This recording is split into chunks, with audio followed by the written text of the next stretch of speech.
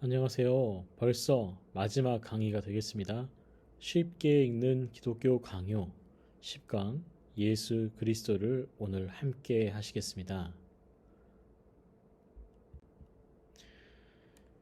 예수님 하면 저희에게 어떤 느낌을 주나요? 저는 예수님의 모습을 명화를 통해서 보기를 좋아합니다. 왜 그러냐면 화가의 생각과 영성들이 그림으로 나타나기 때문이죠. 마티스 그레네발트는 1470년경에부터 1528년까지 살았던 사람인데 예수 십자가 지심, 예수 십자가를 진 그리스도라는 그림을 그렸습니다. 그림에는 갖은 군상들이 등장을 하지요. 어떤 이는 손으로 내려치려고 하는 이가 있고 멱살을 잡고 끄는 이가 있고 많은 군중들이 예수를 향해 굉장히 공격적인 형태를 보이죠. 그때 예수님의 표정은 두려우면서도 억압받는 양을 연상케 합니다. 오른쪽에 매튜 제임스 콜린스의 예수 십자가 지심, 십자가를 진 그리스도가 있습니다. 동일한 장면이지만 왠지 마티스의 그림과는 조금 다른 모습을 보이죠. 그렇죠. 예수님이 평온해 보이고 또 그 옆에 기도하는 이가 있고 또 예수를 돕기 위해 달려온 사람이 있습니다. 이처럼 그리스도인에게는 예수님에 대한 많은 생각과 사상들이 있었습니다. 깔뱅 또한 이러한 예수님에 대한 확실한 규정이 필요했던 사람이죠. 말씀을 가르치고 그리스도의 그 복음으로 또 그리스도의 법으로 그 나라를 다스리기 위해서 예수님은 누구신가라는 확실한 쐐기를 받기 위해서 기독교 강요 최종판에는 2권 중반쯤에 등장하라는 예수님을 확실하게 규정합니다. 예수님은 신성도 가지고 계시지만 인성도 가지고 계십니다. 성경은 계속해서 인자라는 표현을 통해서 예수님께서 사람이시라는 것을 분명히 말하고 있죠. 예수님은 분명 사람이셔야 했던 중보자셨습니다. 중보자라고 하면 멀어진 관계, 서운해진 관계를 회복시킬 수 있도록 중간에서 다리 역할을 하는 사람이죠. 욥기 9장 33절도 이사야 38장 14절도 분명히 예수님께서 어떻게 하나님과 인간 사이를 이어가시는지에 대해서 그 위치를 설명합니다. 우리 사이에 손을 얹을 판결자도 없구나. 그러니 하나님과 인간 사이에 벌어진 거리, 그 거리에서 분명히 옳고 그름과 또 중재자가 필요한데 이 중재자가 나타나지 않는구나라고 서글퍼하는 거죠. 이사야서에 보면 나는 제비같이 핫같이 지저귀며 비둘기같이 슬피 울며 내 눈이 쇠하도록 악망하나이다. 여호와여 내가 압제를 받았사오니 나의 중보자가 되옵소서 얘기하죠. 중보자함은 정의를 수호하기도 하지만 깨어진 관계도 수복하게 하고 또 판결을 하는 그 모습을 말씀을 통해서 볼 수가 있습니다. 참된 중보자에 대해서는 갈라디아 3장 19절에서 20절에는 이렇게 설명을 하죠. 그런즉 율법은 무엇이냐 범법함으로 더하여진 것이라 천사들을 통하여 한 중보자의 손으로 베푸신 것인데 약속하신 자손이 오시기까지 있을 것이라 그 중보자는 한 편만 위한 자가 아니나 하나님은 한 분이시니라 라고 합니다. 분명 하나님께서 약속하신 우리의 구원자를 보내주실 것이고 그 구원자가, 그 중보자가 바로 예수님이시라는 거죠. 그 중보자는 한 편만 위한 자가 아니라고 합니다. 그리고 이 한 편만 중보자가 아닌 분, 그리고 하나님은 한 분이시라는 거. 유일하신 하나님과 중보자는 한 곳을 향하여만 있는 그 자비를 베푸시는 분이 아니라는 것을 간략하게 얘기하고 있죠. 예수님만이 하나님과 우리 사이에 깊고 먼 거리를 연결할 수 있습니다. 그리스도가 사람으로 우리에게 오신 것은 오직 우리를 구원하는 다리가 되기 위함이다라고 깔뱅은 이야기하는데요. 우리가 통상적으로 성경을 통해서 예수 그리스도를 인식을 할 때 요한복음 1장 14절의 말씀으로 인식을 하죠. 말씀이 육신이 되어 우리 가운데 거하심에 우리가 그의 영광을 보니 아버지의 독생자의 영광이요 은혜와 진리가 충만하더라 라고 합니다. 단순히 하나님의 말씀이 육신을 이루어서 예수님이 되셨다라고 보는 것보다 하나님의 구원의 약속이 실현되는 장면으로 보는 것이 바른 견해입니다. 하나님의 영원한 그 약속, 하나님께서 구원하시겠다라고 하셨던 그 약속을 이루신 그 장면을 요한복음 1장 14절에서 말씀하고 동시에 하나님의 말씀, 그 말씀이 이 순간 이루어지고 있음을 요한복음 1장 14절은 이야기하고 있습니다. 예수님에 대한 많은 생각들은 예수님이 승천한 이후에 지속됐습니다. 당시에 바리새인과 서기관들 그리고 유수한 정치가들은 예수님께서 죽었고 죽은 것들을 제자들이 그 시체를 빼돌렸다라고 추측했습니다. 그리고 많은 이들에게 그렇게 소문을 내었죠. 하지만 실질적으로 예수님은 부활하셨고 또 예수님은 승천하시고 예수님은 다시 오실 것이라고 우리는 알고 있습니다. 오랜 기독교 역사 가운데 예수님에 대한 많은 견해들이 존재했었고 그 견해들 중에서는 지금 저희가 채택하고 저희가 고백하는 그 신앙적인 고백이 있고 또 그렇지 못한 고백들이 있습니다.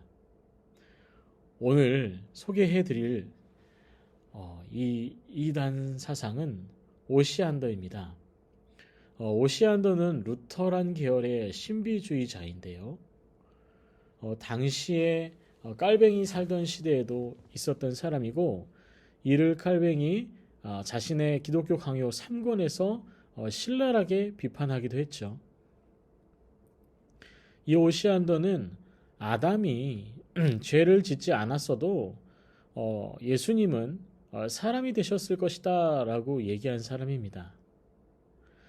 당시에 워낙 많은 이단 사설들이 있었고 또 신비주의자들은 육체보다는 또 영혼 아니면 우리의 육신 가운데 신비한 존재가 직접 오는 것들에 대해서 강조를 했습니다. 그래서 그들의 세상들은 대체로 이렇습니다. 아담이 범죄하지 않았어도 예수님은 오셨을 것이다. 또 사람이 되셨을 것이다. 예수님도 사람으로 오신 것과 우리를 구원하신 일은 별 상관이 없는 일이다 라고 얘기하는 것이죠. 이러한 생각들은 실질적으로 그리스 로마의 팽배한 신화들과 많은 종교적인 영향을 받고 또 신비주의적인 영향을 받다 보니 온전하고 건강한 교리로서 세워지지 않은 모습을 볼 수가 있습니다. 오시안더의 정식 명칭, 그 이름은 안드레아스 오시안더인데요. 1498년에 태어나서 1552년에 목숨을 잃습니다. 이 오시안더는 이렇게 얘기를 해요. 예수님과 하나님의 말씀의 신비적인 연합과 연관이 있는데 그는 믿는 사람들, 성도들이 얻는 그 칭의가 어떤 성령의 역사하심과 하나님의 강권적인 그 일하심이 아니라 그 칭의를 입은 사람 안에 예수님이 거함으로 인해서 이루어진다라고 얘기를 하는 거죠. 뭔가 이상하지 않습니까? 분명 예수님께서는 승천하실 때에 몇 날이 되지 않아 보혜사 성령을 보내시겠다고 했죠. 그 돕는 성령을 통해서 우리가 믿음을 확증하고 계속 그 믿음을 이어가도록 하신다라고 말씀하셨습니다. 지금까지 기독교 강요의 모든 내용들은 실질적으로 성령의 도우심을 통해서 우리가 그 믿음을 확증하는 것을 보았습니다.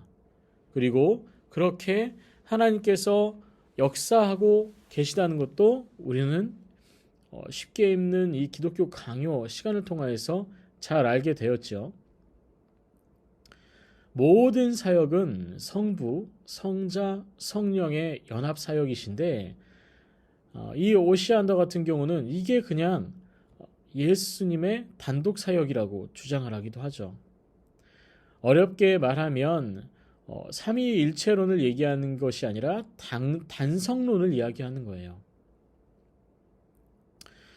그 깔뱅이 살아있는 동안 또 이런 신학적인 견해의 틀어짐으로 인해서 어려움을 겪었던 일이 있는데 그게 바로 세르베투스와의 어떤 일들입니다. 세르베투스는 1511년 그래서 1511년에서 1553년까지 살았던 사람인데요. 굉장히 명석한 의사이면서 신학자이면서 또 과학자였습니다. 그래서 이 세르베투스는 특별히 의학적인 공로를 세우기도 했습니다. 그런 그가 구교의 예배에 참석을 해서 미사를 드리는 과정 속에서 황제가 교황에게 엎드려 굴복하는 것과 온전하지 않은 예배 형태를 보면서 그가 가지고 있던 신앙을 내어 던집니다. 그리고 새롭게 자신의 신앙을 그 조직 신학을 세우는데 그는 삼위일체론을 거부합니다. 성부, 성자, 성령 하나님이 한 위격이시란 한 본체이시라는 것을 거부하시는 것이죠. 그리고 유아 세례에 대해서 거부하는데요. 이 유아 세례 거부에 대해서는 정치적인 연합과 관련한 거부입니다. 또 신앙 고백 자체를 성인 또 자신의 어떤 지적인 것으로 자신을 인식하고 있는 사람이 신앙을 고백할 수 있는데 그렇지 못한 사람, 전혀 그렇게 할 수 없는 아이들에게 세례를 주는 것은 문제가 있다라고 얘기하면서 구교와 반목하게 됩니다. 당시에 유아 세례를 거부했던 집단들은 아나베프티스트들이 있었고요. 또 이처럼 세르베투스 같은 신학자들 그리고 반정부주의자들이 대부분이었습니다. 이 세르베투스 같은 경우는 깔뱅과의 큰 이슈가 있는데 처음에는 구교를 피해서 여리저리 도망을 다니다가 잡히지 않아요. 그래서 카톨릭에서 이 세르베투스의 초상화를 가져다가 화형식을 합니다.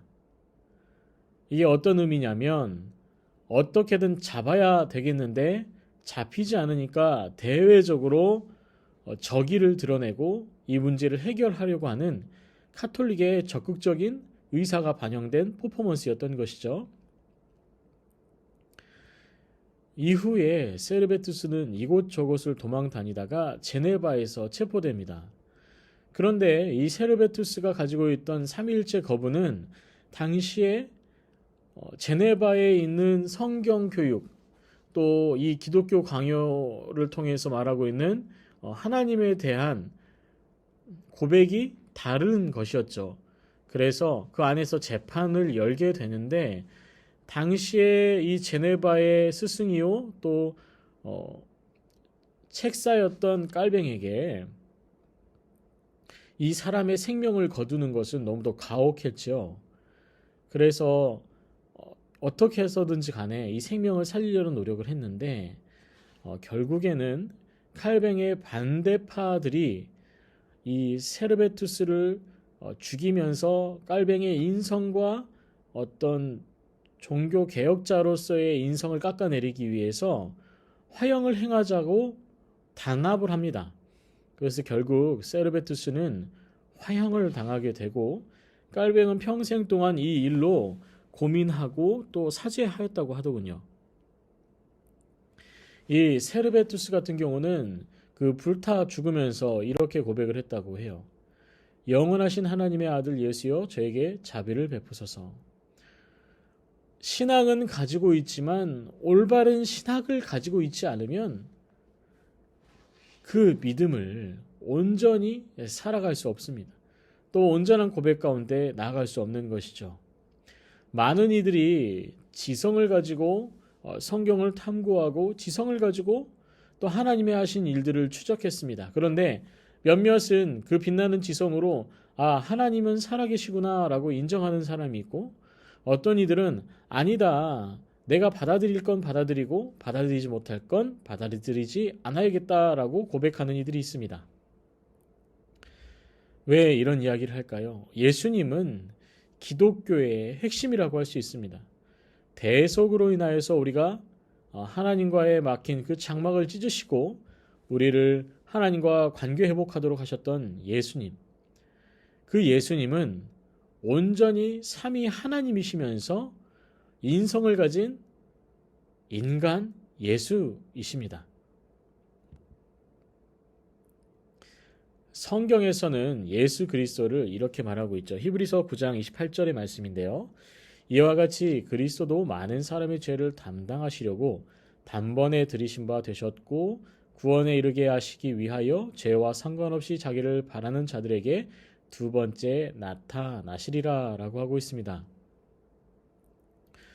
예수님은 우리의 죄를 담당하고 단번에 자신을 들여 해결하시기 위해 이 세상에 오신 분입니다. 단번에 들이신 바 되셨고,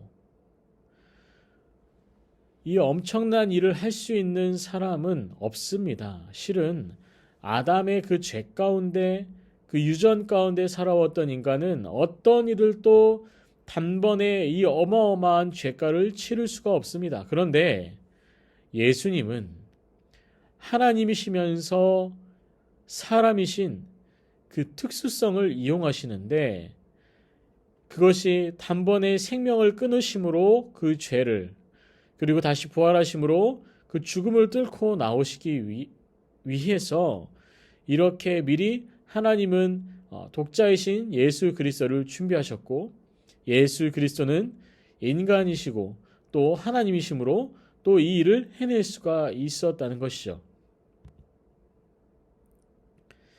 성경에서 말하는 예수 그리스도, 이는 많은 사람들이 죄를 대속하시기 위해 예수님께서 단번에 자신의 몸을 들이셨다라고 얘기를 합니다. 그리고 이미 하나님께서는 인간이 타락한 이후에 구원의 여정 가운데 예수님을 통하여 우리를 구원하실 작정을 하고 계셨고, 그를 통하여 예수를 보내신 것이죠. 또한 구약의 양의 피로 또 소를 잡아서 하나님께 화목제를 드림으로 죄를 씻었던 것처럼 예수 피로 말미암아 구속 곧 죄사함을 받을 수 있도록 하신 것이 바로 예수 그리스도입니다. 중보자는 참 하나님이시면서 참 사람이셔야만 가능했습니다. 중보자 예수 그리스도, 예수님만이 가능한 사역이셨다는 것이죠. 에베소서 1장 3절에서 7절에는 이렇게 얘기를 합니다. 찬송하리로다 하나님 곧 우리 주 예수 그리스도의 아버지께서 그리스도 안에서 하늘에 속한 모든 신령한 복을 우리에게 주시되 곧 창세전에 그리스도 안에서 우리를 택하사 우리로 사랑 안에서 그 앞에 거룩하고 흠이 없게 하시려고 그 기쁘신 뜻대로 우리를 예정하사 예수 그리스도로 말미암아 자기의 아들들이 되게 하셨으니 이는 그가 사랑하시는 자 안에서 우리에게 거저 주시는 바 그의 은혜의 영광을 찬송하게 하려는 것이라. 우리는 그리스도 안에서 그의 은혜의 풍성함을 따라 그의 피로 말미암아 속량 곧 죄사함을 받았느니라 라고 고백합니다. 우리가 정말 예수님이 없었다면 지금 이 자리에 믿음 가운데 하나님의 자녀로 있지 못할 것입니다. 그런데 온전히 중보하시는 예수 그리스도, 그 예수 그리스도께서 인자로 또 하나님으로 이 모든 문제를 해결하십니다. 예수님을 다루면서 그 예수님에 대해서 인성과 신성에 대한 논란들이 많습니다. 그 중에서도 예수님의 인성을 인정하지 않는 많은 이들이 있었는데요. 당시에 예수님의 신성의 논란에 있어서 만이교의 영향이 굉장히 컸습니다. 당시에 많은 종교에서 인성을 가진 신은 있을 수 없다라고 합니다. 대신에 신성을 가진 신이 인간의 모습은 할 수 있다. 내지는 환상으로 올 수 있다라고 얘기하는 자들이 있었습니다. 그래서 예수님의 인간성, 인성에 대한 문제들을 제기하는 이들이 있었습니다. 예수님이 신인데 어떻게 비참한 인간이 될 수가 있는가? 신이 인간이 되어서 죽는 일이 일어날 수 있는가? 등등의 많은 문제들이 있었죠. 그 중에서도 만이교는 예수님의 인성을 부인하고 환상, 영혼의 상태로 예수님을 간주합니다. 영지주의자들은 그 만이교는 이렇게 얘기를 합니다. 예수는 세상의 빛으로서의 예수이다 라고 하는데 우리가 생각하는 그 세상의 빛이 아닙니다. 어떤 지식을 전해주기 위해 태어났고 이 세상에 존재한 자라는 거죠.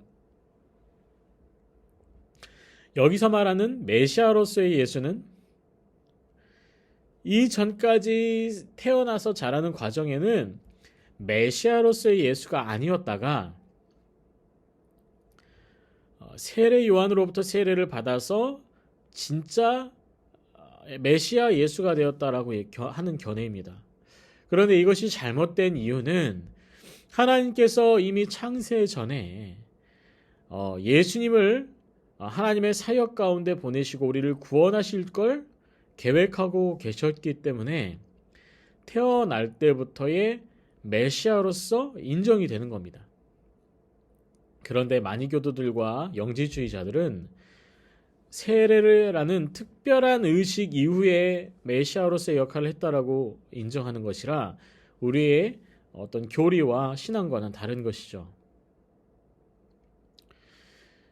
고난을 감내하는 자로서 예수님이 오셨다라고 하는데 이 만이교에 좀 독특한 사상이 있습니다. 그 모든 것에 신비의 십자가라는 형태가 있는데 먼지에도 있고 공기 중에도 있고 우리의 혈액 속에도 있고 어느 곳에도 이것이 존재합니다. 이것이 어떠한 역할을 해서 탈바꿈하게 한다는 거죠. 이 고난을 감내한다는 것은 예수가 이 모든 신비의 십자가를 품고 있다가 모든 신비의 십자가를 활성하는 키로서의 역할을 한다는 거예요. 뭔가 굉장히 판타지적이고 마법적인 요소를 얘기를 하는 것이죠. 하지만 그것이 아니죠. 예수님께서 우리의 죄를 자신의 생명의 대가로 해결하시는 걸 우리가 알 수 있습니다. 특별한 과정이나 조치가 아니라 순수하게 예수 그리스도가 십자가에 못 박혀 돌아가시고 부활하심으로 인해 우리가 대속된 것을 우리는 알고 있죠. 만이교도는 단순한 이 교리를 단순하게 인정하는 것이 불편했던 것이죠. 그래서 계속해서 신비한 것들을 붙여대기 시작합니다. 영지주의자의 위대한 스승이 있죠. 바로 말키온입니다. 자칭 바울의 제자라고 했던 사람이에요. 영지주의 2세기경에 나타난 이단 사상이죠. 이원론을 강조했고 하나님이 계시된 비밀인 지식, 그것을 소유함으로 구원받는다고 주장했습니다. 그러니까 오늘날의 뉴 에이지라는 운동과 흡사한 것을 보일 수 있는데요. 뉴 에이지라는 운동이 무엇이냐 하면 어떤 영혼이 세상을 떠돌다가 어떤 사람을 만나서 그 사람에게 영혼의 지식 또 특별한 지식을 건네줘서 그 사람이 초능력을 가지거나 특수한 예언자의 능력을 갖게 된다라는 사상인데 영지주의에서 오늘날까지 이렇게 바뀌어 오면서 이어져 오고 있는 것이죠. 이들이 얘기하는 것은 초월적인 하나님과 물질계 사이에는 수많은 영적 세력이 존재하고 그중 가장 낮은 계급의 구약의 하나님과 동일시되는 창조주를 낳았는데 그것이 신적인 존재인 그리스도이고 이 그리스도는 잠시 인간의 몸을 빌려 그 안에 거했을 뿐이고 본질적으로 육신을 입지 않았고 따라서 죽지도 않았다고 주장하는 거죠. 이 말시오는 가연설을 주장을 합니다. 가연설은 실제로 예수님께서 죽지 않으셨다는 겁니다. 실제로 예수님의 공생애가 이루어지지 않았다라고 주장하는 자들입니다. 이들이 주장하는 것은 예수님은 물질로 존재하지 않았다는 거예요. 외관상으로만 그 특수한 빛에 의해서 예수님의 사람인 모습으로 보여졌을 뿐이지 육체는 없었다는 이단 교리입니다. 그러니 예수님이 모든 행했던 인간적인 행위들이 모두 다 환상이고 모두 다 귀신 노름이라고 얘기를 하는 것이죠. 하나님의 아들이 악한 물질과 결합할 수 없다. 그리고 그렇기 때문에 영지주의는 이원론으로 얘기를 하는 거죠. 이원론은 육체는 악하고 영혼은 선하다. 어디서 많이 들어보시지 않으셨습니까? 예, 그렇죠. 육체는 악하고 영혼은 선하다는 헬라의 철학 안에 있는 개념들입니다. 결국에는 인간의 사유에서 흘러나왔던 이러한 사상들이 신비라는 특수한 것들을 만나면서 종교화되고 기독교를 오염시키는 요인들이 되었습니다. 영지주의자들은 그리스도의 죽으심과 부활이 모두 거짓이다, 가짜이다 라고 얘기를 합니다. 그렇게 되면 우리의 구원은 어떻게 되는 것이죠? 정말 있을 수 없는 일들을 이들이 행했습니다. 육체는 악하고 영혼은 선하다. 그러면 이 세상을 살아가면서 어떤 일이 벌어질까요? 이들에게는 세상을 오래 살아갈 필요도 없고 이 안에서 잘 살아가고 또 선하게 살아갈 필요도 없는 것이죠. 왜요? 이 육체가 머무는 세상은 다 악한데 굳이 이곳에 머물 필요가 있겠습니까? 그래서 둘 중 하나입니다. 완전하게 경건하게 살아가려고 하는 금욕주의 쪽으로 빠지거나 쾌락주의 쪽으로 빠져서 몸을 망치고 온갖 더럽고 악한 행위들로 인생을 채워가게 되는 것이죠. 그래서 이단이라고 하는 것입니다. 예수 그리스도를 알고 예수 그리스도로 새 인생을 또 새 삶을 살아가는 이들과 반대로 이들이 주는 이 사상을 받아들이게 되면 세상 가운데 온전하게 설 수가 없고 하나님이 보시기에도 악한 삶을 살아가게 됩니다. 당시 고대 헬라에는 이런 일들로 많은 일들이 있었는데 당시에 식인 풍속도 있었는데요. 귀족들이 자신의 마당에 커다란 수조를 만들어 놓습니다. 그리고 그 수조 안에 구멍을 뚫어서 식인 장어를 길러요. 그래서 그 식인 장어에게 동물의 사체를 주고 사료를 먹여서 기르다가 어떤 특별한 연회가 있을 시에는 그 수조에 노예를 밀어 넣어서 장어에게 먹인 다음에 그 다음날 그 장어를 잡아서 요리해서 먹었다고 합니다. 이 얼마나 끔찍한 일입니까? 사람이 여기까지 쾌락을 추구하게 되는 것이죠. 그렇기에 우리는 어떻게 해야 될까요? 정말 진짜가 무엇인지, 정말 우리가 믿는 예수 그리스도가 무엇인지, 누구신지 아는 것이 중요한 것이겠죠.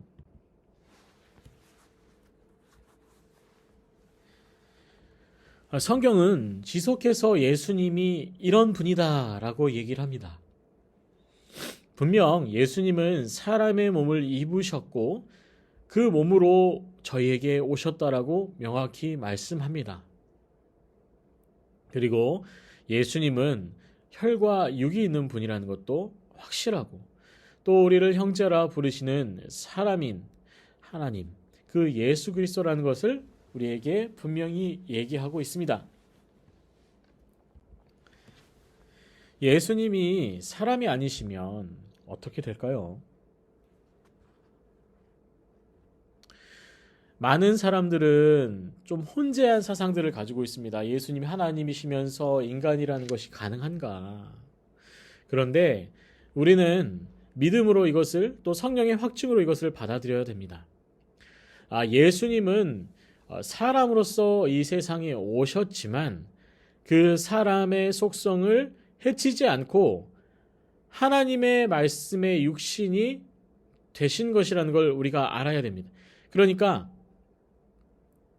당시에 이 예수님에 대해서 잘못 받아들인 사람들은 사람인 예수님에게 말씀이 임했고 말씀과 육신이 섞여서 생겨난 존재라고 보았던 사람들도 있었습니다. 하지만 말씀, 그러니까 하나님의 언약과 그 복음이 그 육신이 된 예수 그리스도와의 고유한 속성이 섞이거나 변질되거나 되지 않는다는 거죠. 어떻게 봐야 될까요? 모든 속성은 유지한, 막 삼위일체의 존재 방식과도 동일한 것이죠. 예수님이신데 그 예수님이 하나님이시고 또 인간이신 거죠. 우리가 가지고 있는 지적 능력과 논리로는 이것을 해결하긴 어렵지만 우리가 성령이 주시는 온전함 가운데 주시는 그 이해, 또 성령이 주시는 또 그 마음을 통해서 우리가 예수님의 인성과 신성을 온전하게 이해해야 될 것입니다. 예수님의 신성과 인성의 결합으로 예수님이 되신 것은 두 본성의 결합은 실질적으로는 있을 수 없고 이루어질 수 없습니다. 그런데 이 두 결합은 지극히 신비하고 위대한 사건이라는 것을 성경은 계속 얘기를 합니다.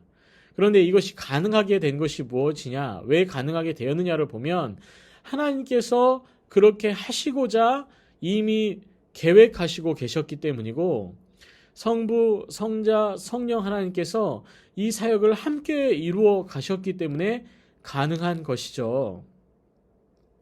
세상을 6일 만에 창조하셨던 하나님, 그 하나님의 사역은 성부 하나님만의 사역으로 이루어진 것이 아닙니다. 성부, 성자, 성령의 도우심과 협력하심으로 이 6일 동안 이 세상을 창조하실 수 있었던 것이죠. 그 엄청난 신비의 능력이 실은 하나님의 사역 가운데, 예수 그리스도의 사역 가운데 사람이 되시는 예수 그리스도, 또 하나님이 되시는 예수 그리스도, 이 모든 개념 안에 함께 묻어나는 것입니다. 우리가 예수님을 주님이라고 하는 이유가 있어요. 우리는 그동안 어떻게 알았죠? 주님이라는 개념 자체는 실은 나의 주인이시여 라는 고백이죠. 그런데 이 고백은 왜 이루어져야 할까요? 신학자들의 견해를 보면 예수님이 이 중보자, 하나님과 사람 사이에 중재를 하는 상태에서 불려지는 호칭이라는 겁니다. 하나님과 인간 사이에서 하나님의 일하심을 분명히 이루어 가시고, 그리고 그로 인해서 높임을 받으시지만 그 높임을 본인이 취하지 않으시고 하나님께 올려드리는 이 중보자의 역할.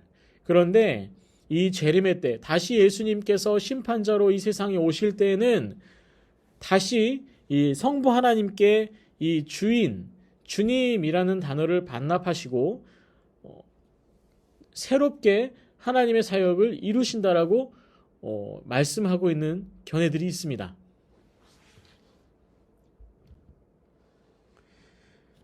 예수님에 대한 잘못된 견해들은 벌써 수천 년 동안 지속돼 왔습니다. 벌써 한국에도요, 그 자신을 예수라고 하는 사람이 지금 30명이 넘습니다. 그런데 이들은 하나같이 무엇을 얘기를 하죠? 본인이 예수인데 나만 믿으면 나를 통해서 나로 인해서 뭔가 특수한 능력을 받는다라고 얘기하는 이들이 대부분입니다. 당시에 이 기독교 강요가 쓰여지던 시기에도 마찬가지였을 거예요. 예수님에 대한 잘못된 이해가 팽배했었는데 대부분이 사람인 예수님만 강조하거나 대부분이 신인 예수님만을 강조하거나 또 둘 다 포기해버리고 아무것도 아닌 존재로 생각하는 사람도 등장하죠. 그래서 이 예수님에 대한 견해를 온전히 가지고 있지 못한 이들로 인해서 문제가 계속해서 발생했던 겁니다. 그런데 이 견해들은 실질적으로 아주 오래 전부터 있었던 일들입니다. 혹시 네스토리우스라는 사람을 들어보신 적 있나요? 시리아 출신의 수도사로 금욕주의와 정통신앙을 강조하고 그리스도의 신성을 부정했던 사람입니다. 그리고 그의 일파는 이 교회 회의에서 쫓겨나게 되거든요. 그래서 5세기경에 페르시아로 넘어서 인도로 떠나고 계속해서 전도하다가 중국으로 도착을 하게 됩니다. 그래서 그때 당시에 당나라를 중국이 이루고 있었는데 당대에 그곳에서 불교와 융합하면서 경교라는 이름으로 그곳에 네스토리우스파가 정착을 하게 됩니다.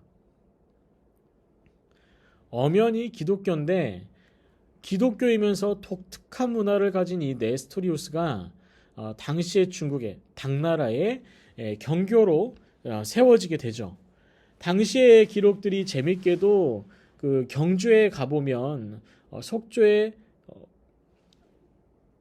돌을 쪼아서 기록을 해놓거나 그들의 종교지에 실려 있기도 합니다. 당시 당 성종이었나 태종에게 이들이 찾아가게 되고 태종이 감복해서 이 경교의 신자가 되었다라는 그 일화가 있어요.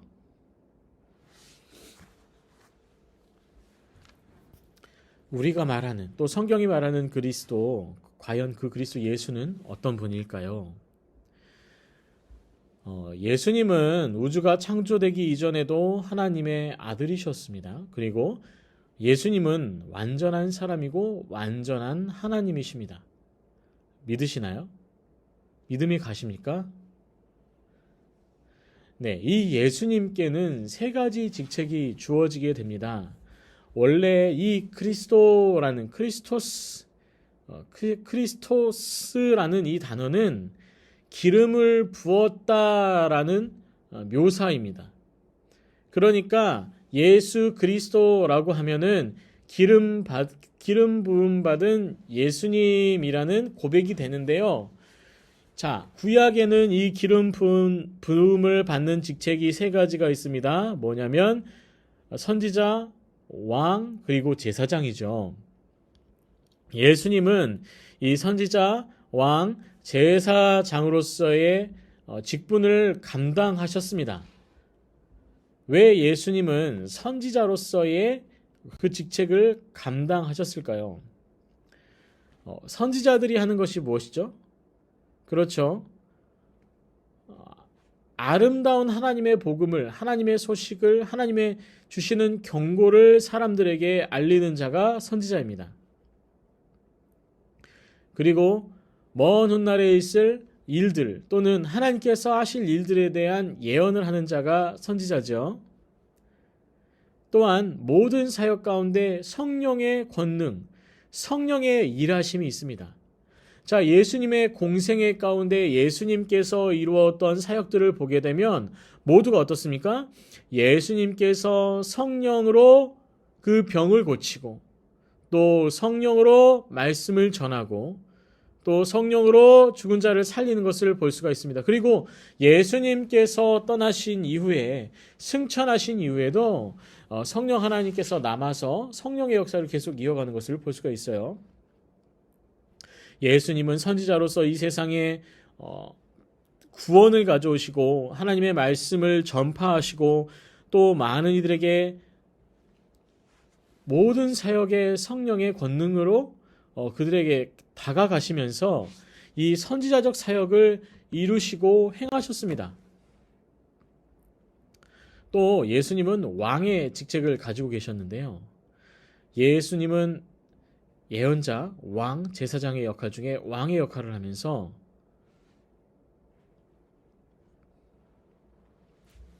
권위를 부여하십니다. 그게 뭐냐면 그리스도의 왕권의 범위 자체가 교회 전체와 교인들, 성도들, 개개인에게 하나님께서 역사하시고 통치하신다는 거예요.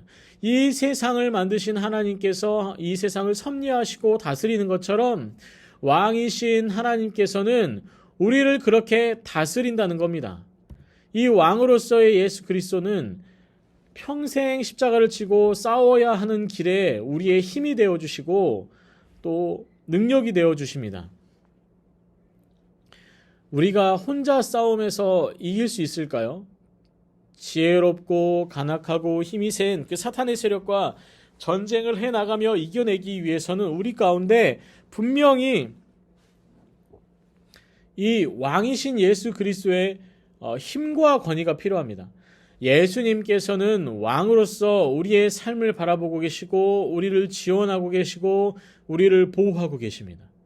그리고 지금도 역사하고 계시지만 분명히 다시 재림하셔서 우리가 심판의 날에 이르렀을 때 그 심판하실 때 예수 그리스도 그 예수님 왕 되신 예수님께서 우리를 심판하시고 또 판결해 주실 것입니다. 또 마지막으로 제사장의 역할을 하시는데요. 제사장의 역할은 속죄의 역할을 합니다. 인간의 제사장은 인간의 죄를 씻기 위해서 양이나 소나 비둘기나 가진 것으로 하나님께 태워 예물을 드림으로 또는 핏부림으로 그 예물을 드렸습니다. 그런데 한계성이 뭐냐면 온전한 인간이면서 아담의 유전을 받아 살아가는 인간이 온전하게 하나님 앞에서 속죄할 수 없다는 게 한계였습니다. 동물의 수없는 피와 또 많은 속전으로도 이 속죄를 온전히 이룰 수 없었습니다. 그런데 예수님께서 어떻게 이 속죄를 이루시죠? 자신의 몸을 십자가에서 찢으시고 물과 피를 다 쏟으시고 그리고 죽으심으로 자신이 가지고 있는 모든 것으로 그 어마어마한 가치로 우리의 죄를 대신 쥐시고 대속하셨습니다. 이것이 예수님의 제사장적인 역할인 것이지요.